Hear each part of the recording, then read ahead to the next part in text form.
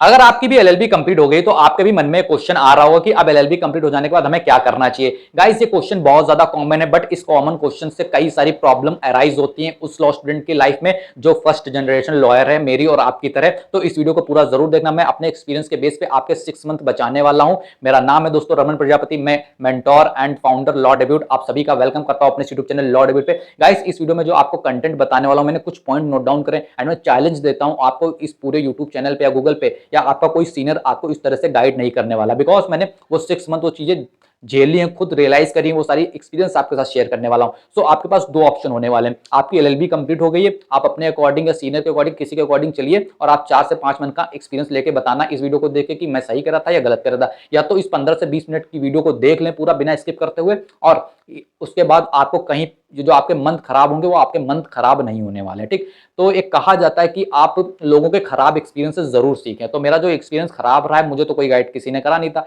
सो मेरे जो खराब एक्सपीरियंस है उससे आप प्लीज जरूर सीखना। ठीक, तो मैंने कुछ पॉइंट्स में इस वीडियो को डिवाइड करा है कि क्या क्या आपको चीजें चाहिए, क्या क्या कहाँ कहाँ रजिस्ट्रेशन आपको कराना, किन किन चीजों को आपको प्रिपेयर कर लेना है, ये तमाम सारी चीजें आपके साथ शेयर करूंगा। देखो जैसे हमारी एलएलबी कंप्लीट होती है, सबसे पहला हमारा अल्टीमेट गोल दो होते हैं। मैं अगर मैं लार्जर देन लाइफ की बात करूं, उसे कई सारे के अलग अलग गोल होते हैं। सबसे पहला गोल होता है या तो हमें लिटिगेशन करनी, जाके प्रैक्टिस करनी, क्रिमिनल लॉयर, सिविल लॉयर। दूसरा होता है हमें जुडिशरी एग्जाम प्रिपेयर करना है, एपीओ एग्जाम प्रिपेयर करना है, यानी गवर्नमेंट एग्जाम आपका आईबीपीएस हो गया या लॉ ऑफिसर का एग्जाम हो गया। तीसरा गोल हमारा रहता है कि हमें कॉर्पोरेट फील्ड में जाना है, आईपीआर का वर्क करना है, जीएसटी का वर्क करना है, टैक्स का वर्क करना है, एक्सेट्रा एक्सेट्रा। तो ये कुछ लार्जर देन मैंने आपको बताया जो नॉर्मल कॉमनली बहुत सारे लोग फॉलो करते हैं।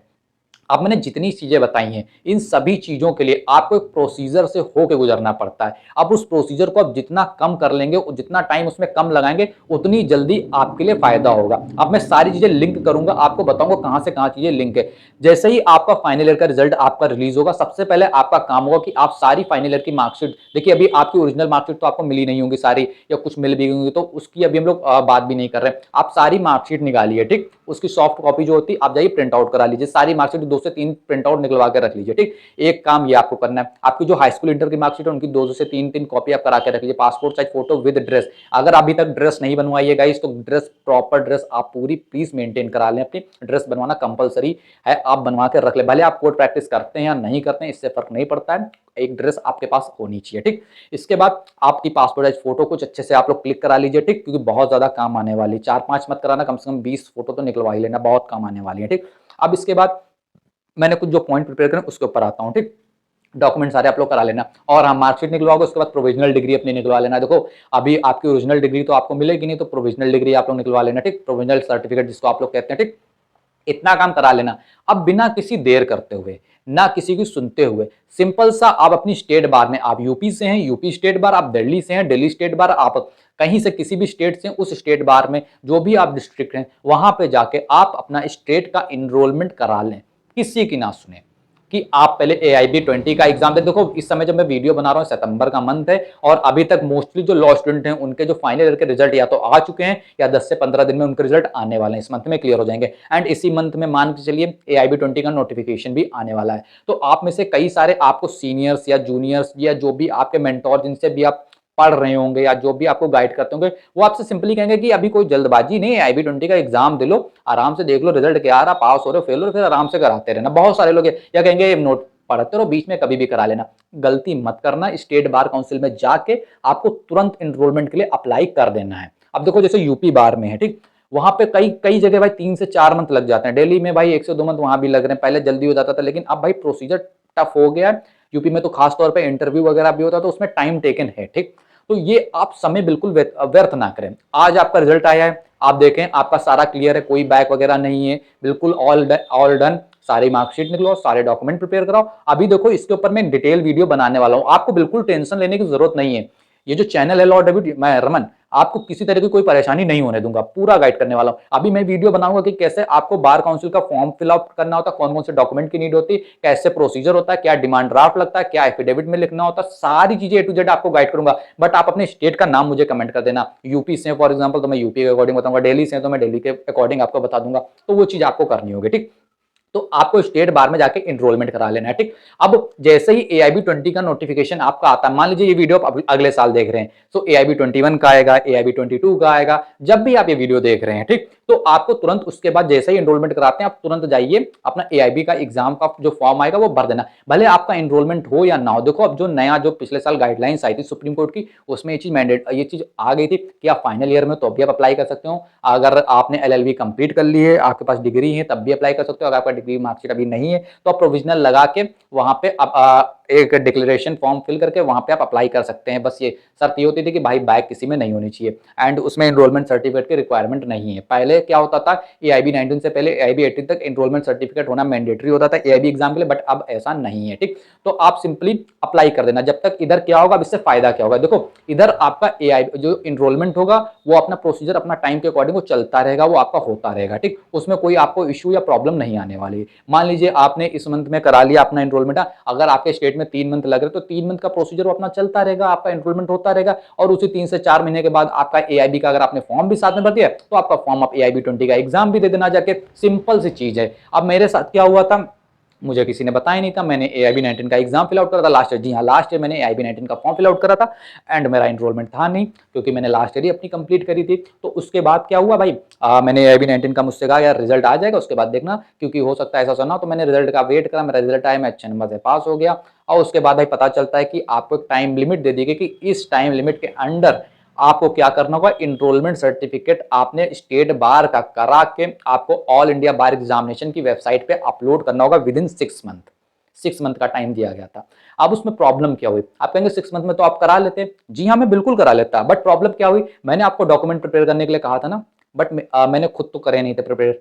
बहुत सारे डॉक्यूमेंट लगते हैं, बहुत सारे एफिडेविट वगैरह लगते हैं, इतना आसान नहीं है। डीडी भी लगते हैं, ऐसा नहीं कि एक फॉर्म फिल करा काम खत्म हो गया, ऐसा नहीं होता है। ठीक, तो उसमें पहले डॉक्यूमेंटेशन प्रिपेयर करने में मुझे 1 से 2 मंथ लग गए। ठीक, यूनिवर्सिटी का थोड़ा स्लो प्रोसीजर, कॉलेज का थोड़ा स्लो प्रोसीजर, उसके चलते 1 से 1.5 मंथ मेरा लग गया, उसमें चला गया। ठीक, उसके बाद क्या हुआ, मैंने अप्लाई करा, अप्लाई करने के बाद स्लो प्रोसीजर के चलते भाई लास्ट डेट आते आते अब ये हो गया था काम कि यूपी स्टेट बार काउंसिल ने एक काम अच्छा करा कि भाई वो ऑनलाइन इंटरव्यू लेने लगे जितने भी एआईबी के कैंडिडेट थे। तो उन्होंने एआईबी कैंडिडेट का ऑनलाइन इंटरव्यू लिया, जिसके चलते हम लोग एलिजिबल हो पाए अपना सबमिट करने के लिए। अगर ऑनलाइन इंटरव्यू नहीं लेते तो हो सकता था कि हम लोगों को दोबारा एआईबी का एग्जाम देना पड़ जाता, बट आपके केस में ऐसा नहीं होने दूंगा मैं। आपको सिंपल सा एक काम करना होगा, एनरोलमेंट आप कर दे स्टेट बार में एंड एआईबी का एग्जाम सब कर अपना आए फॉर्म उसको फिल आउट कर दें। एंड एक चीज मैं बताना चाहूंगा कि एआईबी 20 से रिलेटेड आपकी प्रिपरेशन हमारे यूट्यूब चैनल पे होने वाली। लास्ट ईयर एआईबी 19 की भी प्रिपरेशन कराई थी हमने एंड काफी सारे स्टूडेंट हमारे पास आउट हुए थे हमारे साथ में। आप चाहें तो उनके रिव्यू भी देख सकते हैं। उन्होंने काफी सारे स्टूडेंट मान लीजिए 100+ स्टूडेंट हमारे साथ हमारे जो थे वो पास आउट करे थे एआईबी 19 का एग्जाम। ओके, तो हिंदी इंग्लिश दोनों मीडियम के। ठीक, उन्होंने साथ में पढ़ा था एंड उन्होंने पास आउट करा था। ठीक, सो अब यहाँ पे बात आती है कि इसके बाद क्या करना। मैंने एनरोलमेंट करा लिया, मैंने एआईबी का एग्जाम दे लिया। अब मैंने जो पॉइंट बनाया था थोड़ा वो भी बताऊं यार, थोड़ा बहुत तो जितना मुझे याद रहा मैंने ऐसे बता दिया। जस्ट मुझे 1 मिनट का सामने दे। ओके, अब मान लीजिए आप, मैंने इतना आपसे काम क्यों कहा, अब मान लीजिए आपको अभी एपीओ का एग्जाम आने वाला है। एपीओ का एग्जाम आ गया तो वहां पे भी तो भाई एनरोलमेंट मांगते हैं, वहां पे एआईबी का नहीं मांगते हैं। वहां पे आप एआईबी पास आउट हो तो वहां मांगते हैं कि आपका एनरोलमेंट हो। मान लीजिए आपने अभी एनरोलमेंट कराया, अगर किसी स्टेट में आपका 1 मंथ में हो जाता है और भाई अगले मंथ में एपीओ का एग्जाम आता तो भाई आप तुरंत एपीओ के लिए एलिजिबल हो जाओगे। सो ये सारी चीजें हैं यार, मेरे साथ जो हुआ तो मैं आपके साथ नहीं होने दूंगा। मेरा एक एग्जाम फॉर्म मैंने फिल आउट करा था, बट उसमें एनरोलमेंट मांग रहे थे, एआईबी नहीं मांग रहे थे, एनरोलमेंट मांग रहे थे। मेरे पास एआईबी पास आउट था बट मेरे पास एनरोलमेंट नहीं था। अगर एनरोलमेंट होता तो उस फॉर्म को मैं फिल आउट कर सकता था।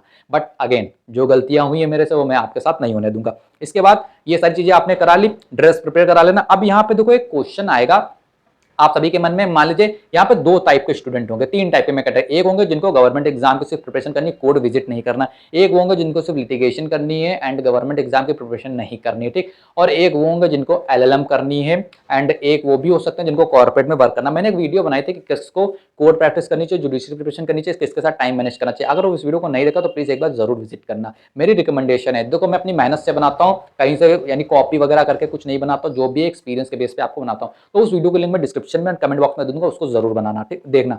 अब यहाँ पे देख लो, आपको अगर कोड प्रैक्टिस करनी है, ठीक, अब मान लीजिए आपकी 5 ईयर 3 ईयर एलएलबी करी, आपने लॉ को बहुत अच्छे से पढ़ा हुआ है। अगर नहीं भी पढ़ा हुआ चलो मान के चलो, तो यार क्या करना, एलएलबी प्रैक्टिस कोड प्रैक्टिस आप करते रहना, बट प्लीज साथ में थोड़ा थोड़ा लॉ को भी पढ़ते रहना। ठीक, तो कोड प्रैक्टिस तो मैंडेटरी मेरे अकॉर्डिंग आपको, आप सभी को कोड प्रैक्टिस करनी चाहिए। दूसरा, हमारे वो स्टूडेंट आते हैं जो जुडिशरी की प्रिपरेशन कर रहे हैं या एपीओ की प्रिपरेशन कर रहे हैं। चलिए एपीओ के लिए तो आपका एनरोलमेंट लग जाएगा, लेकिन जुडिशरी के लिए आपकी 3 ईयर की प्रैक्टिस मैंडेटरी कर दी गई है। कोर्ट में, ठीक। सो आपकी 3 ईयर की प्रैक्टिस है। अब आपको क्या करना है, देखो अब डेली कोर्ट नहीं जा पा रहे हो, कोई इशू नहीं, कभी कभी चले जाओ। अगर कभी कभी भी जा रहे हो, अगर आपको डेली जाना, तो मैं तो आपसे कहूंगा कि यार देखो मोस्टली कोर्ट में क्या होता है कि एक टाइम पीरियड अपना बना लो कि 11 बजे जाओ, 2 बजे आ जाओ, 11 बजे जाओ, 3 बजे आ जाओ भाई, बाकी टाइम तो वही। और मोस्टली मैं लॉ स्टूडेंट को देखता हूँ कि जो 10 से 3 का टाइम होता है, जो घर में पढ़ाई भी करते हैं मोस्टली, वो अपना समय बर्बादी करते हैं। 10 से 3 वो पढ़ाई करते नहीं है, ठीक। तो आप क्या कर सकते हैं यार, स्टडी अपना रात में कर लो, इवनिंग में कर लो, मॉर्निंग में कर लो, शिफ्ट कर लो थोड़ा, क्या हो जाएगा यार। 11 से 3 जा रहे हो, कितनी देर लगेगी, आराम से पढ़ लोगे, आराम से प्रैक्टिस की प्रैक्टिस भी हो जाएगी, सीख भी रहे हो प्रैक्टिकल। देखो मैं तो रिकमेंड करूंगा आपको कोर्ट जरूर विजिट करना चाहिए। एंड स्टार्ट आपको हमेशा, अगर फर्स्ट जनरेशन हो तो आपको डिस्ट्रिक्ट कोर्ट से करनी चाहिए, हाई कोर्ट से नहीं करनी चाहिए। वो लाइमलाइट, वो रील्स, वो उस चक्कर में मत जाओ कि आपको वीडियोस प्रेजेंट करनी, लोगों को प्रूव करना है कि मैं हाई कोर्ट में बैठ रहा हूँ, डिस्ट्रिक्ट कोर्ट में नहीं बैठ रहा हूँ। तो ये माइंडसेट से प्लीज निकल जाओ, प्रैक्टिकल लाइफ में जियो आके। एंड थर्ड थिंग, एलएलएम करनी है अगर, हाँ तो देखो एलएलएम करना बहुत अच्छी चीज है। मैं तो खुद आपसे कहूंगा कि अगर आपको एलएलएम करना तो प्लीज करें। एलएलएम करने से आपका एक ऑप्शन और खुल जाता है जॉब्स में, वो है आपका यूजीसी नेट का। आप प्रोफेसर बन सकते हैं, या किसी भी कॉलेज यूनिवर्सिटी में जाके आप लेक्चरर भी बन सकते हैं, प्रोफेसर बन सकते हैं, पढ़ा सकते हैं। बट मेरा यहाँ पे कंसर्न ये है कि काफी सारे स्टूडेंट को ये नहीं पता होता कि उनको एलएलएम किस फील्ड में करना है। अब वो लाइमलाइट एक चलती नहीं कि यार वो मैं क्रिमिनल लॉयर हूं, मैं जो क्रिमिनल, मुझे कॉर्पोरेट, मुझे सिविल, मुझे फैमिली, मुझे डाइवोर्स, और वो ये गलती नहीं करनी है। आपको क्या पसंद है ये आपको पता होना चाहिए। एंड क्या आप इसे सोच के आप घर में जो 5 साल बैठे हैं, या सिर्फ इमेजिनेशन के बेस पे आप एलएलएम में एडमिशन ले लेंगे? नहीं, ऐसा नहीं करना है। आपको अगर एलएलएम में एडमिशन लेना है तो आपकी तो ये चीज क्लियर होनी चाहिए कि आप किस फील्ड में आगे बढ़ना चाहते हैं, आपका इंटरेस्ट क्या है। अगर आपकी क्लियर नहीं है तो मैं आप छोटा सा सजेशन दूंगा, अगर आपको मानना है मानने, कोई सलाह है सिर्फ, ये आपके लिए रिकमेंड यानी मैंडेटरी नहीं कि आपको ऐसा करना ही करना है, ठीक। आप 2 से 3 महीने कोर्ट जाएं, और उस समय पे अगर मान लीजिए आपको, जैसे मान लीजिए आपको कॉर्पोरेट का ही वर्क करना है, ठीक। तो यार 2 से 3 मंथ जो कॉर्पोरेट के वर्क कर रहे हैं उनके साथ में बैठ के देखो, इंटरेस्ट आ रहा है एलएलएम उससे रिलेटेड कर लो। क्रिमिनल लॉ में करना है, 3 महीने क्रिमिनल लॉ के किसी सीनियर के पास बैठ के देखो, इंटरेस्ट आ रहा, काम आ रहा, कर पा रहे हो भाई, क्रिमिनल लॉ में एलएलएम कर लो। तो इस तरह से थोड़ा सा जब चीजों को आप देखेंगे, जब उसमें जाएंगे, फील्ड में उतरेंगे, तब आपको पता चलेगा कि कब आप उस चीज में महारती हैं या नहीं है, वो चीज आपके लिए बनी है या नहीं प्रैक्टिकल लाइफ में। अब इमेजिनरी, आप इमेजिनेशन तो किसी भी चीज की कर सकते हैं कि आप सीजीआई बन जाएंगे, सुप्रीम कोर्ट के जज बन जाएंगे, हाई कोर्ट के जज बन जाएंगे। बट प्रैक्टिकल लाइफ में उसका क्या प्रोसीजर है, क्या स्किल आपके अंदर है, क्या नहीं, आप किस चीज के लिए बने हैं, आपको किस चीज, देखो एक बहुत थिन लाइन है, आपको किस चीज के लिए बनना है या आप किस चीज के लिए बने हैं, ये आपको डिसाइड करना होता है, ठीक। अब इसके बाद क्या हम लोग कर सकते हैं, एलएलएम हो गया, अब जुडिशरी के लिए 3 स्टेप की प्रैक्टिस हो गई। और देखो कई सारे कैरियर ऑप्शन है, अपने कैरियर ऑप्शन को फाइंड आउट करो, ठीक। कैरियर ऑप्शन आपको किन किन फील्ड में जाना है। फॉर एग्जांपल अगर कॉर्पोरेट सेक्टर में आपको जाना है, आपने डिसाइड कर लिया कि आपको कॉर्पोरेट सेक्टर में ही जाना है, सो आप अपने आईपीआर को स्ट्रॉन्ग कर सकते हो, आप अपने कॉन्ट्रैक्ट ड्राफ्टिंग को स्ट्रॉन्ग कर सकते हो, आप अपना टैक्सेशन फील्ड को स्ट्रॉन्ग कर सकते हो, आप अपना आईबीसी को स्ट्रॉन्ग कर सकते हो, एंड आप अपना कंपनी से जो एनसीएलटी के जो मैटर्स आते हैं, नेशनल कंपनी लॉ, उसको स्ट्रॉन्ग कर सकते हो। एंड ऐसे बहुत सारे ऑप्शन कॉर्पोरेट लॉ में, पेटेंट का है, ट्रेडमार्क का है, अगेन मेरे पास यानी बहुत सारे ऑप्शंस हैं। चाहिए हो तो बताना, मैं उसके ऊपर एक डिटेल में वीडियो बना दूंगा, ठीक। यहाँ पे मैं वीडियो को लेंथी नहीं करना चाहता। सिविल में जानना है भाई, सिविल में सिविल की लिटिगेशन करनी, सिविल की तो भाई बहुत ब्रॉडर है। एंड पर्सनली मैं तो सजेस्ट करता हूँ कि अगर आप फर्स्ट जनरेशन लॉयर हैं, क्रिमिनल लॉयर बनना अच्छी बात है, बिल्कुल बनो, या साथ में जो सिविल लॉ को, सिविल की लिटिगेशन कम से कम 4 से 5 मंथ एक बार तो करके जरूर देख लेना। एक बार, बस मेरे कहने से एक बार करके देख लेना, ठीक। पहले से मत डिसाइड करो क्या बनना है, एक बार करके देखो, फिर डिसाइड करो क्या बन पाओगे, ठीक। अब इसी के साथ कुछ चीजें मैं 1-2 पॉइंट और हाईलाइट करूंगा, देन उसके बाद आप कहेंगे बहुत ज्यादा पका रहे हैं, तो मैं चला जाऊंगा, ठीक। देखो ये सारी चीजें मैंने आपको बता दी हैं कि अब इन सारी चीजों से आपके काफी अच्छे मंथ आपके सेव होने वाले हैं। 2 से 3 चीजें आप तैयार कर लो, पता है क्या, लिटिगेशन में जानना है, कॉर्पोरेट में जानना है, कहीं भी जाना है, मुझसे मतलब नहीं है, आपकी चॉइस, आपकी लाइफ, आपकी जिंदगी, ठीक। बेरठ को अपना साथी बना लो, कब से कह रहा हूं, बेरठ को अपना साथी बना लो। बिना बेरठ के ना तो एग्जाम क्रैक हो पाएगा, और ना ही आप एक अच्छे एडवोकेट बन पाएंगे, ना ही आपकी ड्राफ्टिंग स्किल्स अच्छी हो पाएंगे, ठीक। एक ये चीज कर लो। दूसरा, अपनी ड्राफ्टिंग को स्ट्रॉन्ग करो। ड्राफ्टिंग इन द सेंस, अगर आप आंसर, आप जुडिशरी क्वेश्चन करें तो वहां पे भी आंसर आप ड्राफ्ट करेंगे जाके। एडवोकेट हैं, लिटिगेशन में भाई प्लेन ड्राफ्ट करेंगे, कंप्लेंट ड्राफ्ट करेंगे, बहुत सारी चीजें ड्राफ्ट करेंगे ना, ड्राफ्ट करेंगे ना। कॉर्पोरेट में हो भाई, कॉर्पोरेट में भाई जैसे मान लीजिए, मैं यहाँ पे कई सारे लोग हैं जो आईपीआर के फील्ड में जाते हैं, तो आईपीआर के जो कॉन्ट्रैक्ट्स होते हैं, असाइनमेंट होते हैं भाई, उनको भी तो आपको ड्राफ्ट करना है क्लाइंट के लिए। वेबसाइट की टर्म एंड कंडीशंस आपको ड्राफ्ट करनी पड़ सकती है। तो ये जो ड्राफ्ट करोगे, जो वर्ड्स ये जो आते हैं आपके, ये आपके बेरेक्ट से ही तो लैंग्वेज आती है, कहीं बाहर से तो नहीं आती। तो बेरेक्ट को स्ट्रांग करो, जजमेंट्स को स्ट्रांग करो। डेली तो नहीं पढ़ोगे तुम, मुझे पता है, मैं चाहे जितना बोल लूं। नहीं तो हफ्ते में कम से कम 2 जजमेंट अपनी फील्ड से रिलेटेड पढ़ो। जिस फील्ड में इस समय वर्क कर रहे हो या जिस सब्जेक्ट पे इसमें स्टडी करो, उससे रिलेटेड सिर्फ 2 जजमेंट पढ़ने हैं। ओनली 2 जजमेंट्स पर डे या 2 जजमेंट्स पर वीक आप कर सकते हो। मैं तो एटलीस्ट 3 से 4 जजमेंट एक दिन में पढ़ लेता हूं, ठीक। बाकी आपके ऊपर है। सो बस इतना ही आप सभी के साथ शेयर करना था आज की इस वीडियो में। आई होप आप सभी को वीडियो पसंद आई होगी। एंड एक चीज और, अभी आपके लिए मैं बताने वाला हूं कि आपको कौन से डॉक्यूमेंट चाहिए, क्या क्या रजिस्ट्रेशन के लिए चाहिए। AIB20 से रिलेटेड बहुत सारी चीजें आने वाली। फिर भी कोई डाउट हो तो यार कमेंट बॉक्स में पूछ लेना, मैं बता दूंगा। एंड ये वीडियो अगर आपके लिए हेल्पफुल हो तो प्लीज कमेंट करके जरूर बताना। चलिए, आप सभी लोगों को बेस्ट ऑफ लक आपकी फ्यूचर जर्नी के लिए।